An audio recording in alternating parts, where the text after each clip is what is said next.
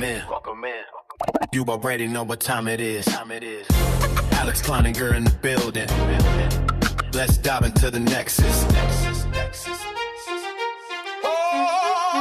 Let's dive into the Nexus, step into the zone. Carolina stories got a life of their home. From the pages to the labs, yeah, we break it all down. If you love those books, you're at the right sound. Let's dive into the Nexus. Yeah, the mic stay reckless. Hometown justice, legends in the message. Casey Yokin's on the trail, solving cases non-stop. Turn it up loud, yeah, the Nexus don't stop. We talk plot twists, characters, theories. Author Q&A, getting answers you've been hearing. Special guests slide through, pull up a seat. Chaotic conversations with the Carolina heat. From small town drama to the mysteries deep. Every chapter got secrets we're ready to keep. Laughs laid back with the energy wild. If you read Kleininger, you already family now. Let's dive into the Nexus, step into the zone. Carolina stories got a life of their own. From the pages to the labs, yeah, we break it all down. If you love those books, you're at the right sound. Let's dive into the Nexus, come and connect us. Alex Kleininger live, yeah, you rocking with the Nexus. Hit play, stay tuned. Every episode fresh. Welcome to the Carolina Nexus. Brought to you straight from Carolina soil. Press play and let's dive in. Welcome to the Carolina Nexus, and tonight's episode, normally on Tuesdays we do character discussions, but tonight I decided to do something a little bit different. There's some issues going on in good old Cleveland County, North Carolina that I think the community has a right to know about. We're going to dive in and discuss them. But before I get to that, ladies and gentlemen, in my intro video, you saw all the people that support the show. I have yet to receive the updated TCW match information for the next show for TCW or for Foothills Championship Wrestling. As soon as I get those in, it'll be on the screen for you guys to pay attention to. I have a couple of announcements. I did promise that I was going to be in a new studio. Things didn't happen. I'm in the same old studio, working on it. Bear with me. Tonight's episode is not for the faint of heart. Do not let your children watch this episode if you're against violence, if you're against things that you normally wouldn't talk about in front of your friends. This episode's going to get deep. I've done some research. I've looked into a bunch of stuff, and it hits so close to home. You know, the situation. Thank you, Miss Ballou. I appreciate that. But the situation that's going on in Shelby occurred on May 29th of this year and has been an ongoing situation since. And I'm just bringing some of the facts that I've found. And I'm going to give my own commentary on the issues. So without further ado, if you guys are ready, I'm ready. Let's dive in.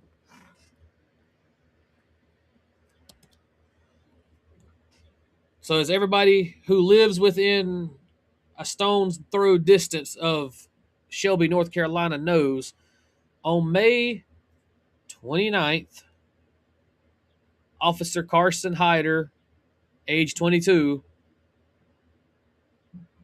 was part of a viral video. And I'm going to show that video real quick to you guys. Check this out. I'm sorry I could not get the orientation to fit right. Just pay attention to the video. I'm going to be quiet on my end, let you guys listen to it because it's a viral video. It's got over 1 million views already. Pay attention to the video. Then we're going to ask some questions, and I'm going to go into more details about what's going on. This is a 1:50 video. I'm terribly sorry for the orientation. I tried. I could not get it to change. Fucking Facebook. But this video, again, it's not for the faint of heart. So if you have a weak stomach or you're a sheltered individual, turn away now. This is your only warning. All right, I'm going to get this set up and play this video for you guys.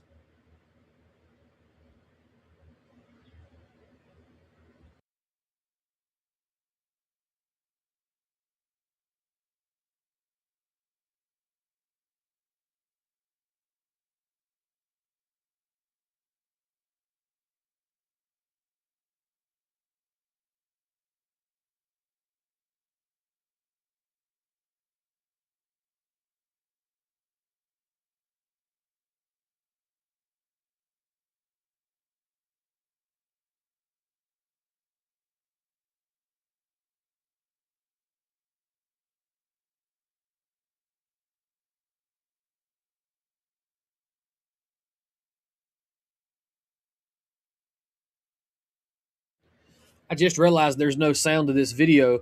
So during this entire altercation, this young lady, Cherie Moore, I think I'm pronouncing her name right.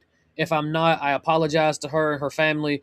But she's telling them constantly she does not have a warrant for her arrest. She's begging them to call her daddy or take her to get mental health evaluated. She's off her medication.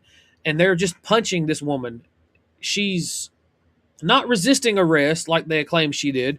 She's telling them that she doesn't have a warrant for her arrest. She's off her medication and she needs her dad.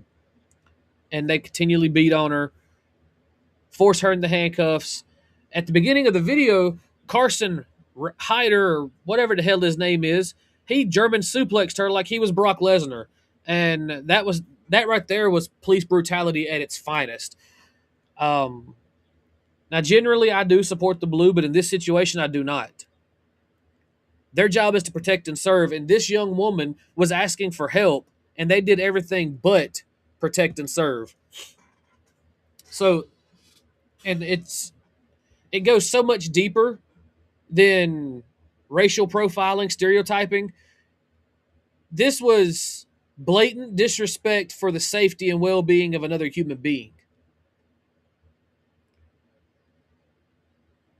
I wish photos would load. Let me see if I can show this up here. Look at this little dude. He's got the look of an arrogant asshole anyway because he wears the badge. And then he started to GoFundMe. I don't know if you can read it, but it says one of our fellow officers from Shelby, North Carolina was terminated yesterday for doing his job. The video is viral, and once again, another thug, a female thug at that, was resisting arrest. Please help him and his family get through this tough time. Nobody deserves to lose their job behind thugs who are out of control. First off, she isn't a thug. Second off, she was asking for help. His job is to literally fucking help her. And he did the complete opposite. This whole situation, I've heard people say I need to have an open mind and worry about both sides. There is no both sides of the story. This young man thought because he's wearing a badge, he's above the law and he gets to enforce it any way he sees fit. He ignored her pleas for help. He ignored her telling him she had no warrants for her arrest. He ignored her telling him, call my dad. So that officer doesn't deserve that title. I'm glad he got fired. As a matter of fact, I think he shouldn't be out on bond. But I digress. It's not my call to make.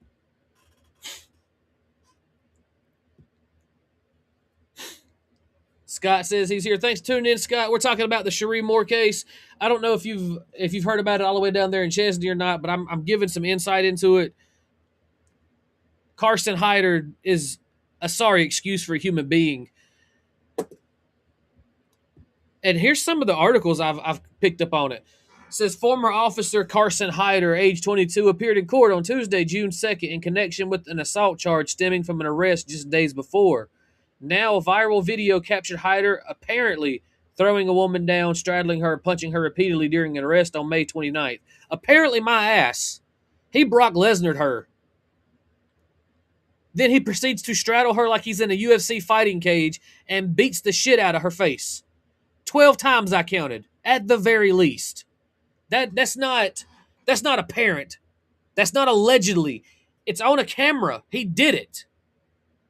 He can't deny and say that wasn't him.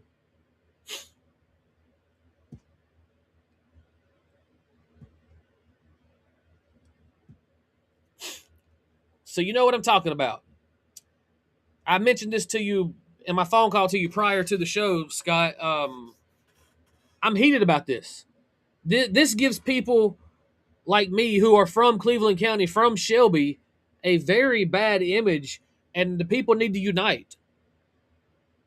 What's going on with this situation is entirely wrong. They're defending this guy. He's got a lawyer that's going to try and get him off the hook. And I personally think if this lawyer gets him off the hook, the lawyer needs to lose his license as well.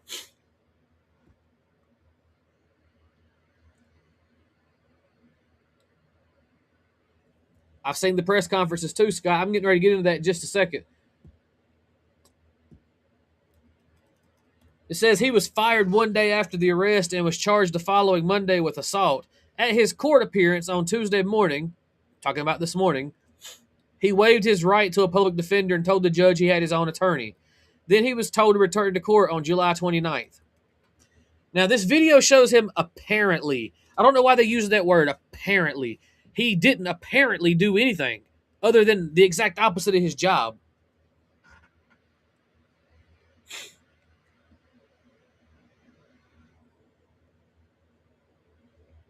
I agree, Miss Blue. It won't let me bring your comment on the screen, but Miss Blue says she doesn't feel the charges he has against him are justified. They need to be harsher, but we've all also got to learn that not all police officers are like him. There's no room in law enforcement, fire departments, EMS, or other services for behavior like that, and it's totally unacceptable. He will most likely never be able to work in any government position. He will probably have to leave Cleveland County. I agree with that, but there ain't no probably to it. He's going to have to leave Cleveland County.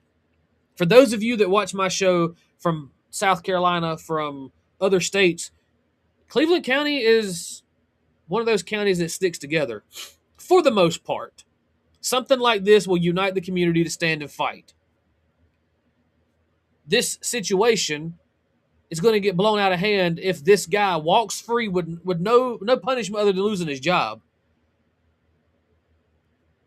People are already sharing his address across the internet because he got to go home on bond. I don't think he should have had a bond. Blatant disrespect and abuse of power, hiding behind the badge, he should not have been allowed to walk. And forgive me for saying this, but the other officers on the scene, there was 4 in that video that I counted. There could have been more, but the 4 you saw in video allowing him to punch this young woman, they should all be fired too. They did nothing to stop this man from doing this. So if in that situation, and I've seen all the posts online, in that situation, they should all be punished. They should all lose their jobs. Because I don't care if I'm at work, and currently I work for Take 5 Oil Change. If I'm at work and one of my coworkers is stealing oil from Take 5 and giving it to their friends and family, and I report it, I don't get in trouble. They do. Me and Scott's best friends. If Scott and I go to a wrestling show and Scott sees me steal a Big Country t-shirt and he reports it, Scott don't get in trouble. I do. And people online are defending these other officers saying, well, they got families to support. They got this, they got that. If they report it, they get in trouble as well. Then they should have stopped him with excessive force the way he was using excessive force. They all, except for one that showed up without uniform on, the officers in uniform all have a taser. And if telling him to stop punching this woman did not work, they could have tased him. 5 different ways from Sunday they could have tased this man. And I tell you that because as a former security officer for Cleveland Mall, when a 16-year-old attacked me and I had to call Shelby City Police in, they came in from all different angles because he was showing his tail in the school. And not the school, in the mall. They came in from all angles. Most of them were dressed in civilian clothes. But the arresting officer had his uniform on. He came in and he told the kid to stop. When the kid refused to stop, they all drew their tasers and said, please give us a reason to pull this trigger. And at that point, when he sat down, put his hands behind his back, he kept calling them pigs. He kept calling them racial slurs because there was all different races there. But he put his hands down. He stopped showing his tail in the mall. They put him in handcuffs and they walked him out. They never once punched him. Even though they could have because he was threatening them. They never once raised their guns. One of them raised the mace because he kept trying to bite him. And when he brought the mace up, that's when he stopped trying to bite. So this situation has been blown out of proportion all over the place. And for the most part, Shelby City Police Chief, he's handled it the way the community wanted him to. But there's still people on the internet arguing that the community needs to put themselves in the officer's shoes. I've put myself in the officer's shoes. She was asking for help. She was telling me she was telling the officer She had no warrants for her arrest. She needed her medication. At that point, instead of suplexing her like he was a WWE superstar, he should have called for an ambulance. Ask her to sit down. Ask her, how can I help you? When she said, call my dad, somebody in that video had a cell phone. Somebody in that video could have called her dad and been like, hey, your daughter's down here. She's having a mental issue. She needs her medication. She says she doesn't have any. They could have taken her to get mental health care at Shelby Hospital or Gastonia Hospital or any other hospital in the area that gives mental health evaluations. But no, she gets German suplexed and then punched in the face 12 times. Scott says, I agree. Not all officers are like him. Most do a great job, but we need to call out the bad apples. I stand behind the blue. Again, I support the blue. I don't support the blue defending assholes like this and allowing him to make GoFundMe pages. Like, look at this. I found this right before I came on the air. The GoFundMe page. And the person that created this uses the screen name Make America Chimp Free. So that right there tells me Mr. Hyder isn't one of the good apples in the blue. And I'm glad he's gone. I think Shelby, North Carolina, Cleveland County, North Carolina needs to come together and find out who put that GoFundMe page up and put their asses behind bars too. Here's something else that ticked me off. He was taken in on June 1st, 2026 at 10:26 a.m. He was released at 10:37 a.m., 11 minutes later. I've never been arrested. I've never been booked, but I know people that have. I've got cousins that have. I've got other family members that have been arrested. It takes longer than 11 minutes to get booked. Even if you turn yourself in, it takes longer than 11 minutes. The minimum, the bare minimum is 35 minutes. I know this because I called Cleveland County Courthouse to find out. That is the bare minimum to get through booking and then to bond yourself out. 35 minutes. He did it in 11. That right there is fishy to me.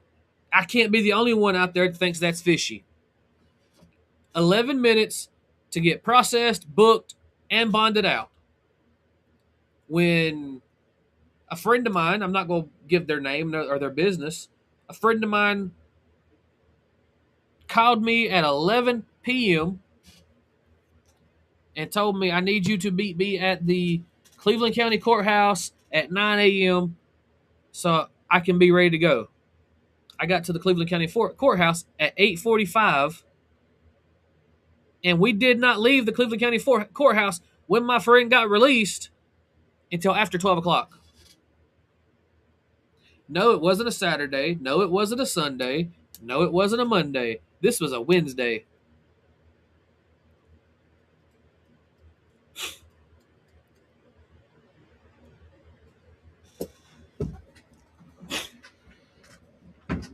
And these are some of the charges that they give Miss Moore. Breaking and entering. On or about the date of offense shown and in the county named above, the defendant unlawfully and willfully and wrongfully entered a building of Tommy Wilson located at 517, the name of the road. I can't read it because it's too blurry. Then it says, resisting public officer on or about the date of offense shown above and in the county named above, the defendant unlawfully and willfully did not delay and obstruct Officer Hyder, a public officer holding the office of Shelby Police Department, by running on foot at the time the officer was discharging and attempting to discharge an official duty by attempting to make an arrest for breaking and entering. And then it says assault on a government official because she was grabbing for his gun belt. I never saw, and I've seen all angles of the video, I never seen her reach for his gun belt. It's the only time I saw her even put hands on him, she tried to block his punch. But who am I to say this? I mean, it's weird that this guy, he's 22 years old, and they're talking about he's got his whole family ahead of his life ahead of him, and yada, yada, yada. She did too. She ain't much older than him. She has a life and family that love her. He didn't have to beat her face in.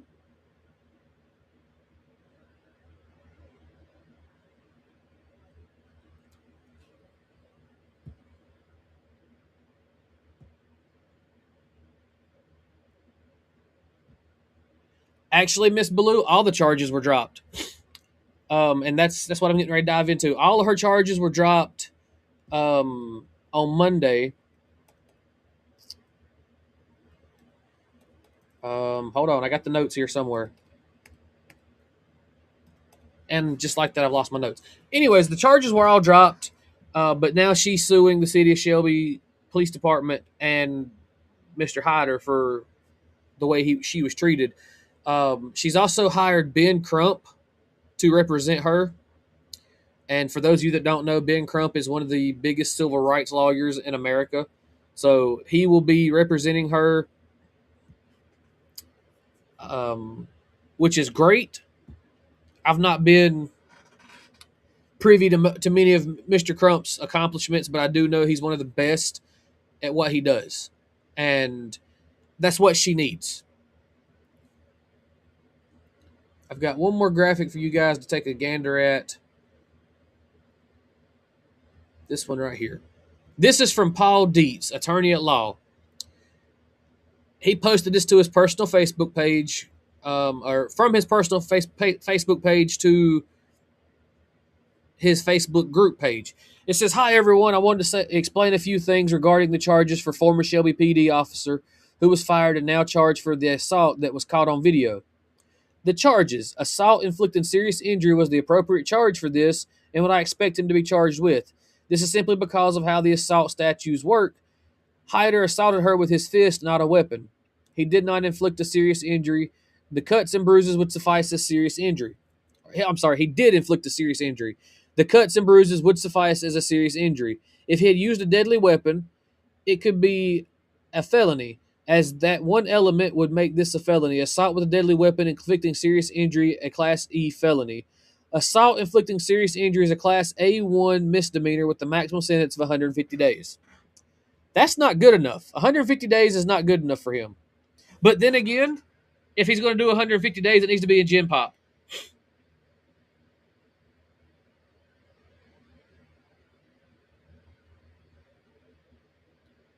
This is true, Miss Baloo. This is true. He doesn't care about her. But I think if they're going to give this man 150 days in jail, they should put him in general population with the people he's arrested in the past. And I'm hoping that this case catches mainstream media and a lot of people come out of the woodworks that he's arrested in the past and talks about how he treated them too. Because if he's done it this badly once before and didn't get caught, now it's out in the open. But anyway, back to Mr. Paul Dietz's statements. The bond he was given, a $10,000 secured bond. I think this is appropriate bond in this situation. Remember, bond is not meant to punish. Bond serves two purposes: secure defendants present at trial and protect the public. I have seen nothing that would suggest Hyder is a flight risk. Also, the most dangerous threat he was to the community is as a police officer, which he no longer is. He has posted bond and been released, as I would expect. I personally don't think he should be able to post bond. He was sworn to uphold that badge and everything that badge stood for. So, he didn't. He should be denied bond. Because again, it goes back to me and Scott being best friends. We're at a wrestling show. Scott sees me steal a Big Country t-shirt from Big Country's merch table, and Big Country isn't looking. Not only do I get in trouble, but the promoter will tell me never come back to their wrestling show again.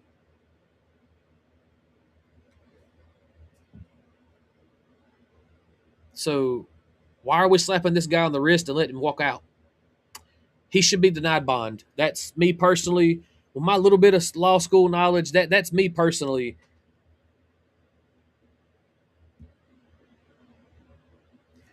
I agree, Miss Blue. They need to come forward. So this is the Carolina Nexus, Alex Cloninger. If there's any other victims of Carson Hyder out there that want a platform to talk on, the Carolina Nexus has you. Send me a message on Facebook. I'll bring you on the show. You can talk about what you did, what you didn't do. You can talk about how he handled his situation. We'll expose this guy. I don't care. I have nothing to lose.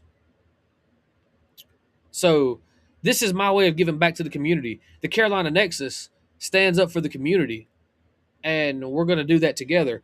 But there's more bullet points from Mr. Dietz. Let's get back into those. Despite what has been spread on social media, the charges against the victim are still pending. Her bond was made unsecured after the video was posted online, and hopefully all charges against her will be dismissed. That one I know is now true. They have been dismissed.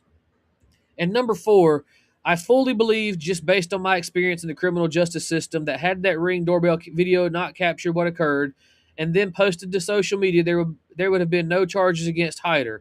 He would still be on the street as a police officer, assaulting others and filing bogus charges against them, and his fellow cops would still be covering for him. Firing and arresting this officer is good, but it doesn't solve the problem. This has been happening as long as there's been a Shelby Police Department, and will go on happening until fundamental changes are made in the way policing is carried out in this city and across the country. We must keep the pressure on. That right there might be the truest thing Mr. Dietz said.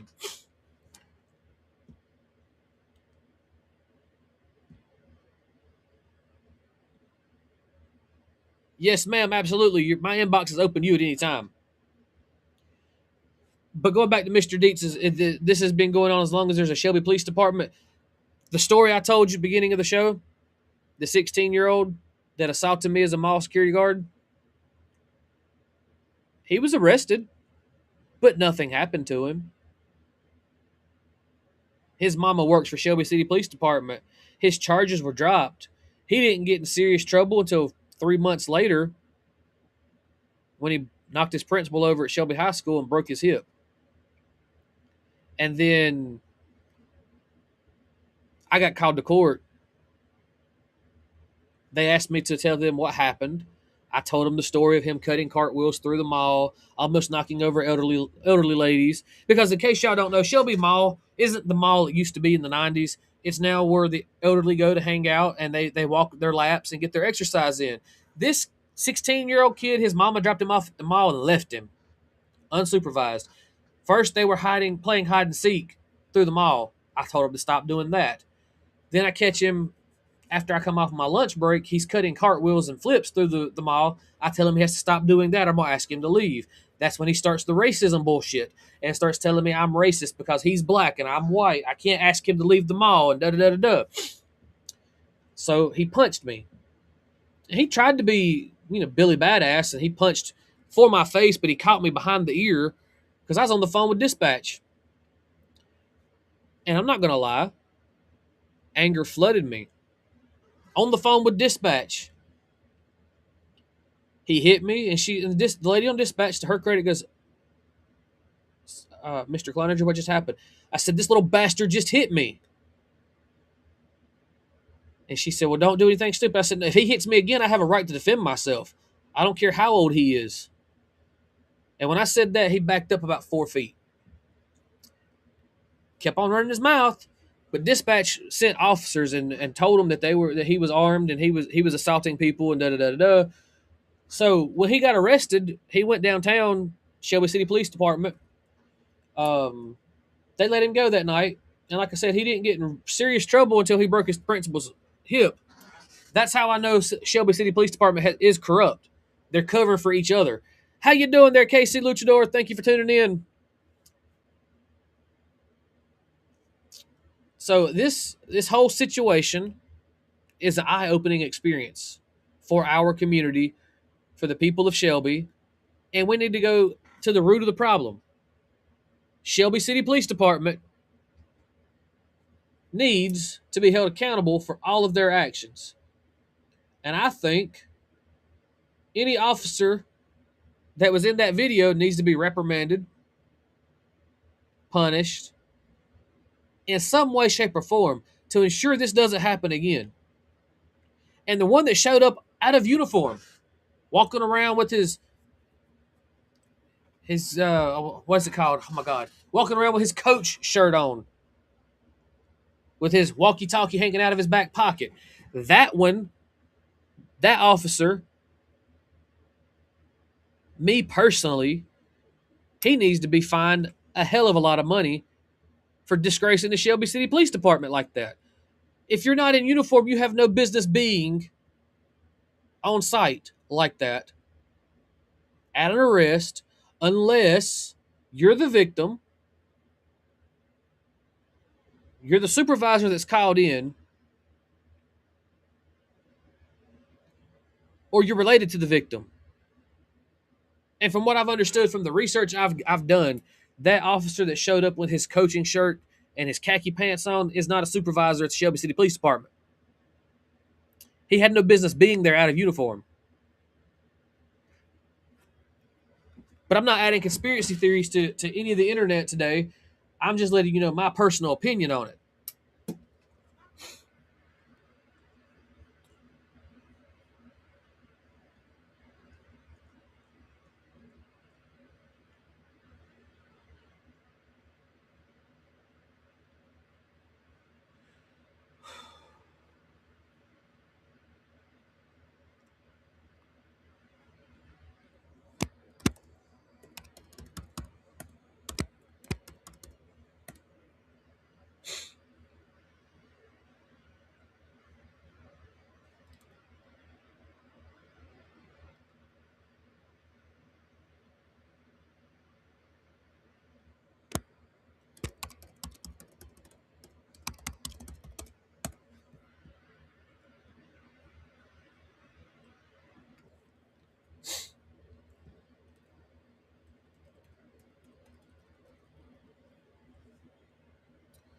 Does anybody else have any opinions on this situation before we switch gears and go into something a little bit more lighthearted and family friendly?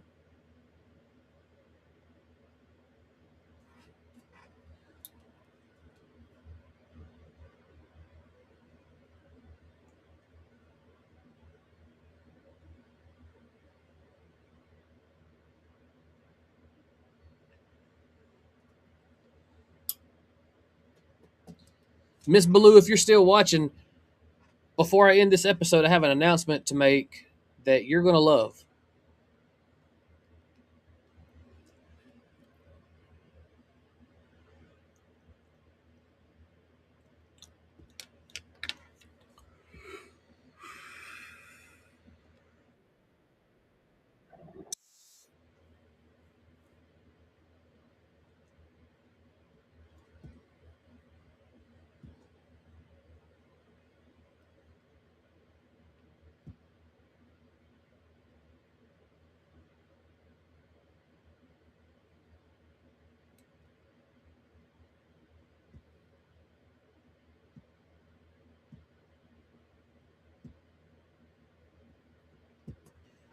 Good. I'm glad you're still here. All right, people. I'm moving away from the serious stuff. I'm gonna get into something a little bit more lighthearted before I end the show. Um, Normally I do character discussions on Tuesdays, but this had my attention all week. It's been in my peripherals. I wanted to talk about it, but now I have something more lighthearted to talk about. Um, this is the Carolina Nexus. I do talk about my books a lot, and normally we do character discussions on Tuesdays. Well, tonight we didn't do character discussions. We'll resume that next week. But while I've got your attention, all three of you that decided to tune in today, I want to talk about the Casey Elkin series. We are officially entering the fourth novel in that series. It is entitled The Kitsune, and I'm loving the way it's turning out so far. However, I do have to point out the 3 books in the Casey Elkins series currently are The Idol, which is her first book, The Daywalker, which is the second book, and then there's The Mist, which, for lack of better term, is technically a continuation of The Daywalker, but it's its own book. So it is the 3rd book in the series, The Mist. The Kitsune is going to start changing all types of lore.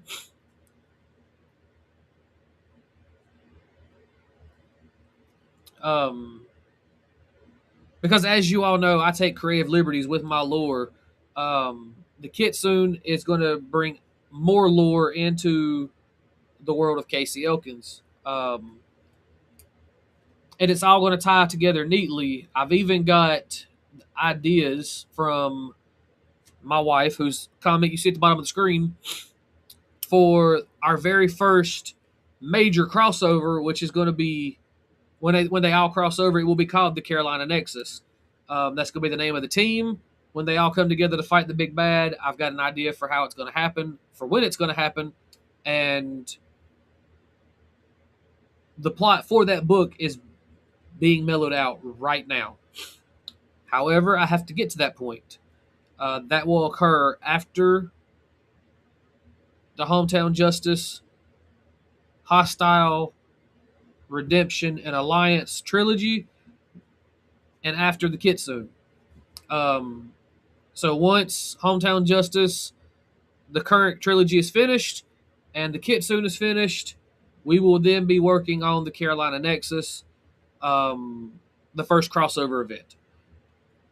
You'll get to see your favorite characters all meet up. You'll get to see Alex interact with Kivo, and Kenji interact with Allison, and Ty interact with Amber, and so forth and so on. So, all your favorite characters are going to cross over for this event. I don't know when it's going to happen. I know the timeline when it happens. I just don't know if it's going to happen this year or next year. Miss Baloo says, I just became her favorite person. Thought I was already your favorite person. I mean, you can't. I was already your favorite person, Miss Baloo. The flower of the family, your other son. I was the favorite, okay? Susan accepts me as the favorite brother. For those of you that don't know, Miss Baloo is one of my close friends, Brian Airwood's mama, and I've always called her mom, but I call her Miss Baloo to be professional. And her son, Brian, and I would have graduated together in 2007 if my family hadn't moved to Blacksburg. So I still technically graduated with him same year, but then he wound up living with me for like 2 years. I know his sisters and his brother. Susan accepts me as the favorite brother, so that's good enough for me. See? Mom approves it. So I'm the favorite. Anyways, and Scott, if you're still watching, you and I have talked about a lot of business decisions together, but if Destiny's still interested, Scott, I have the perfect cast to play in a scaled down production of my books. I just need somebody to talk to me about it, Scott. We'll make it happen.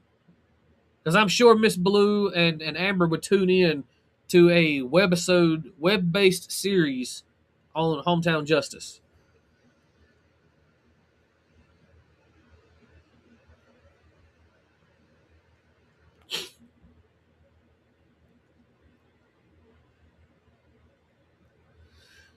If you guys will go check out the Carolina Nexus Facebook page, I'm going to put up a poll on the page. It'll be tomorrow morning before I go to work. I'll put the poll up. Miss Baloo says, "Oh heck yes, she would tune into a web series." So there you go, Scott. We can make it happen, Captain. But I'm gonna put a poll up in the morning.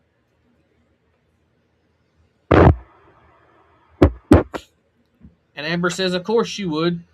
I'm gonna put a poll up in the morning, and I want you guys to help me generate the buzz so I can get my co-author of Casey Elkins to come on and at least make an appearance with me.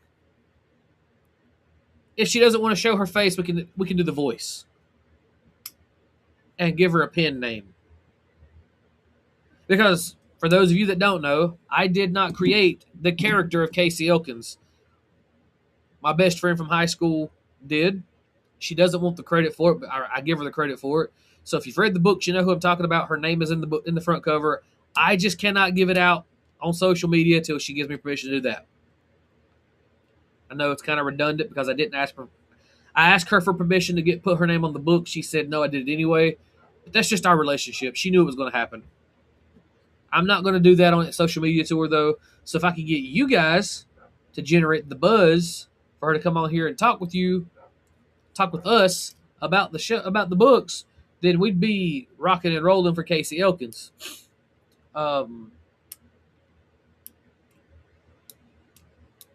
But it was basically the same concept as I did for Hometown Justice. She wanted books that had plot lines she enjoyed based in her hometown, and that's where we got it. I know we want the face, but she may not show her face, Scott. That's just how it works. If I could get her on here just to do a voice, I'd be happy with it. Just so you guys can come on and ask her questions, and her answer them in her own voice instead of through me. Amber, don't even type that comment. Stop it. I know what you're thinking.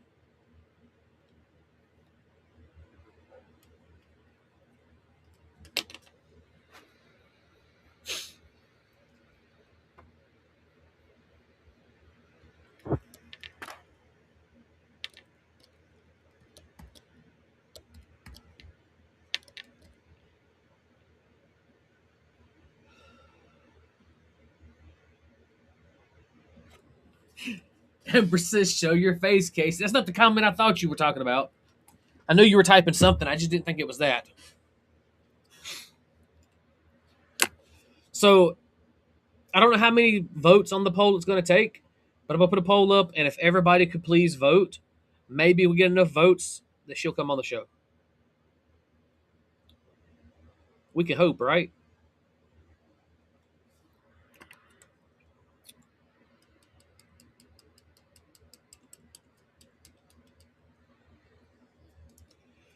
All right, I'm going to open the floor up for the last 15 minutes. If you guys have any questions about the Carolina Nexus, ask them. I'll answer them live, and we will go from here. That is correct, Scott. Like, share, follow, and subscribe. And for those of you that don't know, Scott Larson, my producer of the Carolina Nexus, hosts the hashtag Truth Wrestling podcast over on his page. Go check him out. I'll co-host for him occasionally, and if his health keeps him from doing the show, I'll step in for him when needed. Miss Baloo says, "Can I vote twice?" Actually, you cannot vote twice, but Miss Baloo, if you can convince Susan to go on and vote for you, or Jeff to go on and vote for you, or hell, even get Brian to go on and vote for you, it'll count.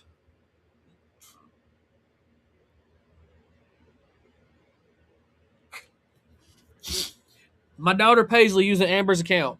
If she wants to ask if she comes on the show, will she actually talking about the co-creator of Casey Elkins? I doubt it. She's going to be nervous. But it's going to be like if I were to put your mama on here, Paisley, she's going to sit over here and turn her camera off and be quiet till somebody actually talks to her.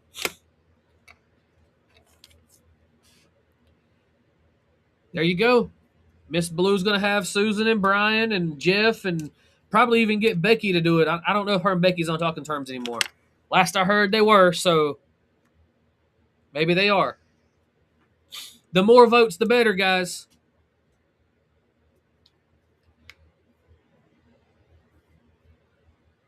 Miss Baloo can cheat, though. She's got a roster of TCW wrestlers that can go in and vote for her. This is true. This is very true, Scott. Greatness should never be nervous. I'm glad y'all are on talking terms. But like I said, Miss Baloo could rig this whole thing up. She could just tell her DCW or her TCW roster to go on and vote, or they're not getting booked on the next show.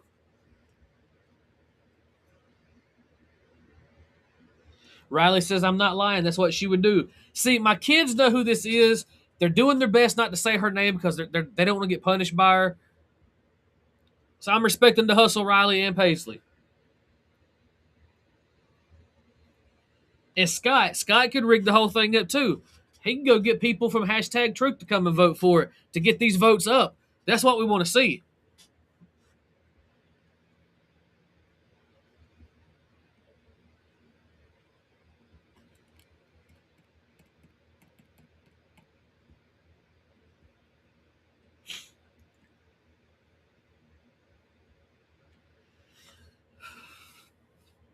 Now, for the last 12 minutes of the show, any questions about the Carolina Nexus?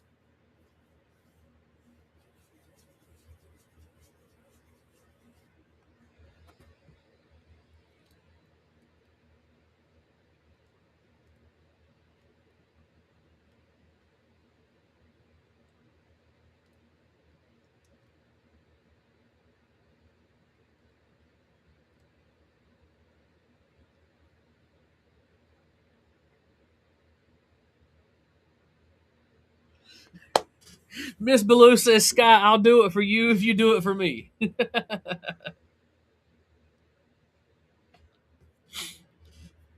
Paisley asks, why was the first thing you thought when you made this book? Okay, Paisley, I need you to speak more clear. You're speaking in broken English like your sensei Yoshimoto Kondo. Are you asking what was the first thing I thought when I made the book, or why was this the first book I made? What's the question?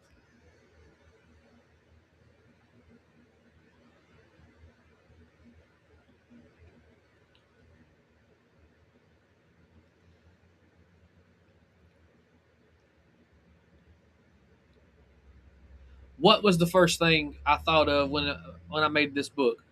Um, to be honest with you, Pays, the first thought I made when the discussion was had for the Casey Elkins series, I'm gonna focus on that one.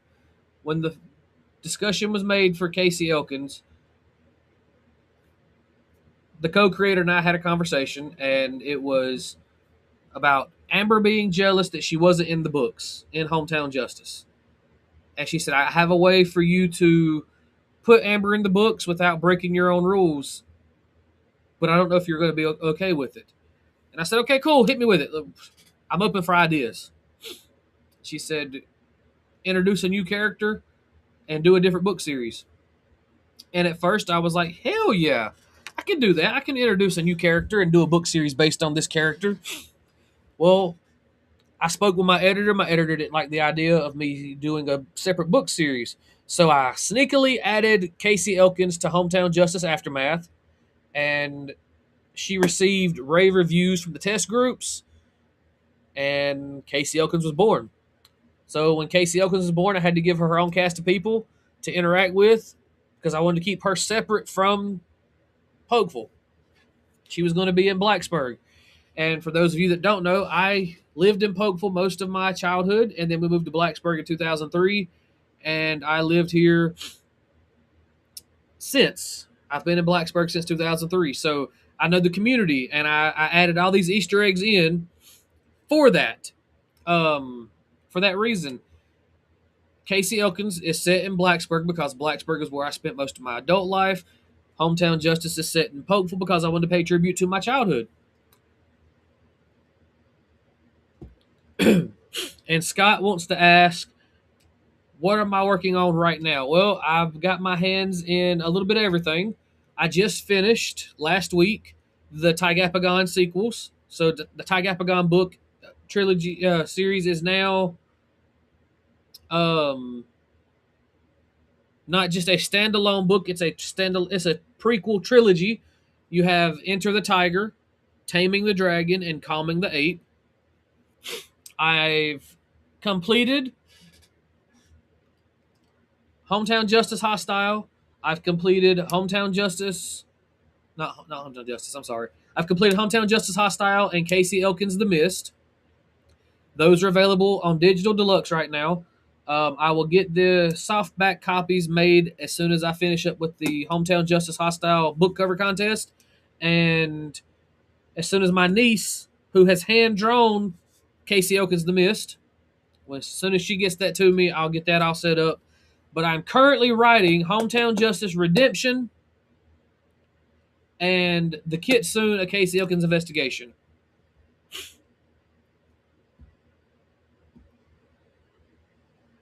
The worst part of ending a story, Chuck, thank you for asking this question. I expected it to be asked by Amber, but it was never asked by Amber.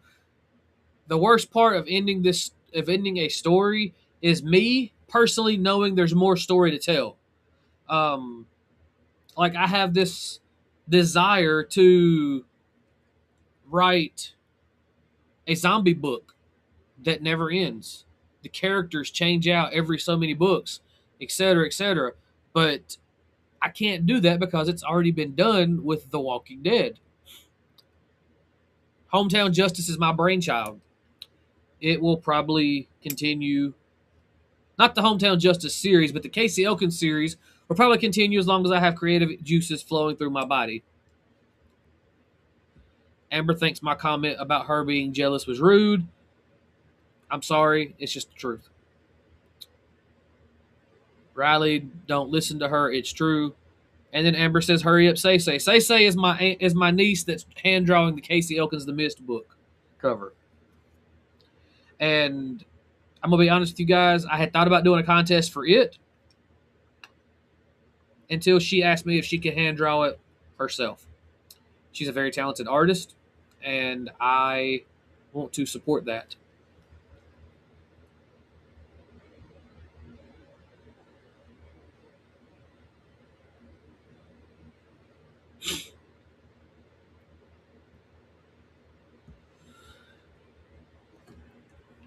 Well, I finished a story, and this is going to sound really weird, but you can thank Susan Colmar from Union Elementary School in the 5th grade. I don't write the traditional way. And the traditional way is beginning, middle, end. No, I don't even do that. I break my books down or my chapters, whatever, because I only give myself an hour a day to write, sometimes two.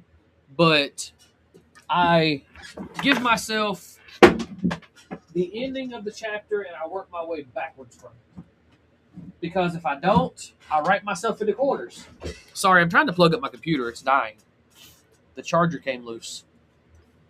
But the if I try to write it straight from start to finish,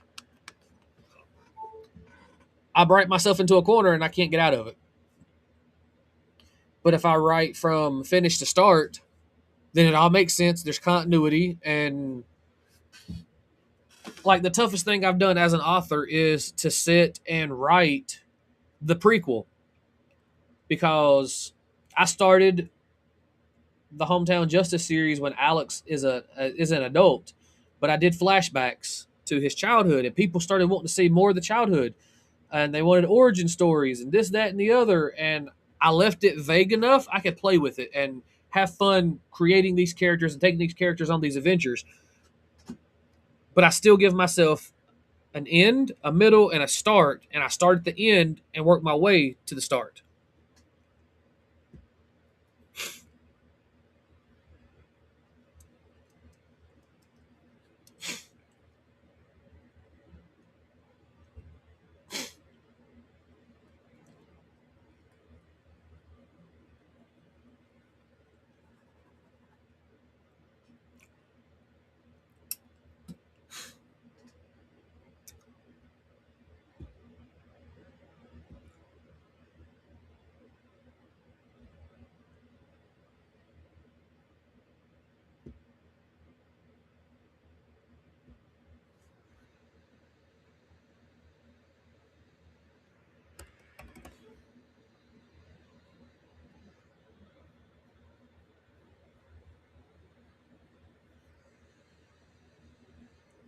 Again, you can thank Susan Colmar, my fifth grade teacher. She's the one that taught me that because she was the very first person to teach me creative writing. And she saw that my creative writing, if I started at the start and worked to the end, was all over the place. So she helped me rein it in.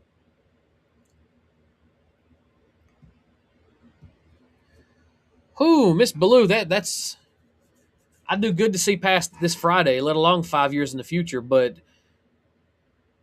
my goal is now to get noticed. So in 5 years, I want to be able to say, not say, I want to be able to walk into a Walmart and see myself, see one of my books sitting next to Dean Koontz or sitting next to Laurel K. Hamilton or uh, J.K. Rowling.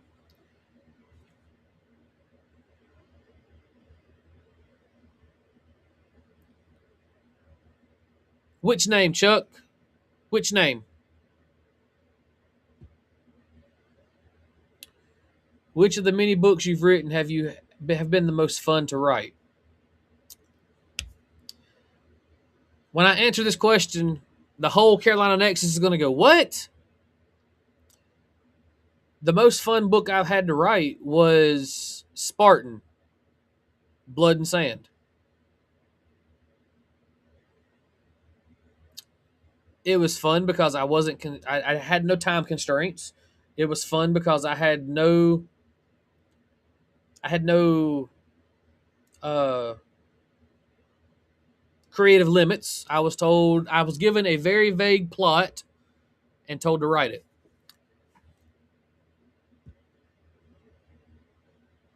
Dream it big. I believe it. Oh, Chuck, you're asking the her name was Susan Colmar, Kolmar, from Union Elementary School. Well, I hope I'm on the bestsellers list. It would be nice to see my name sit beside Mick Foley. I'm not going to hold my breath, but it would be nice to see myself sitting beside Mick Foley or Dean Koontz or Laurel K. Hamilton, K.A. Applegate, um, Michael Crichton. For those of you that don't know, that's the author of the Jurassic Park novels.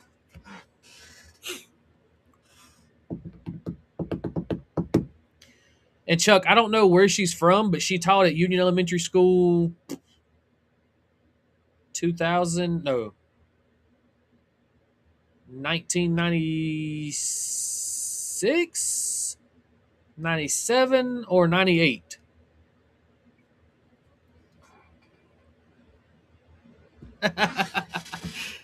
Yes. Yes, Chuck is thanking Miss Colmar. Um, Another teacher of mine you guys could thank for the creativeness and the way that I do things. Gwen Cash she was my language arts teacher at Burns Middle School. Kathy Beam, she was my science teacher at Burns Middle School. Karen Martin was my math teacher, but they all helped me individually express my creativity.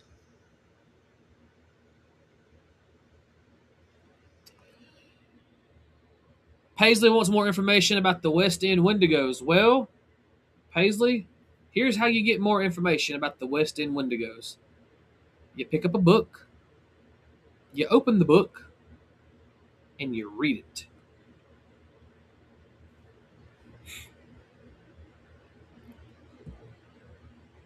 Yes, yes, they were all amazing teachers. Even the teachers that I had here in Blacksburg were amazing. My kids hate them. Hate that I know Coach Elliott on a first name basis. I still call him Coach Elliott, even though I'm not a student of his anymore. But they hate that I know him because if they act up on his bus or in his classroom, they don't get a note written home and sent home with them. He picks up the phone, he calls daddy, and my kids hate that about it. Um, Spoiler alert: some of the teachers I just named will be in future installments of my books. I get one per episode. All right, Chuck, I'll deal with it. I'll take the one this episode. I'm gonna tag you in the next episode. You can shout out another one. All right, guys, we're 2 minutes over my hour-long show, so I'm gonna go ahead and cut it off here. Thank you all for tuning in. Thanks for being amazing. Thanks for listening to me vent about this situation in Shelby, and thank you for interacting. Like, share, subscribe. I'll be here next week, Monday night, for the live reading of Casey Elkins. No, we're not reading Casey Elkins. Ay, caramba. Live reading of Tagapagan and the Tiger. We are going into chapter 11. I can't wait. Chapter 11, chapter 12. We're getting into the longer, beefier chapters, so I may not be able to do 2 chapters per episode. We will see. We're getting into some of my favorite chapters, though. Just so you know. I'm excited. Until next time, this is Alex Cloninger with the Carolina Nexus. Tune in Monday night, and we're going to dive in.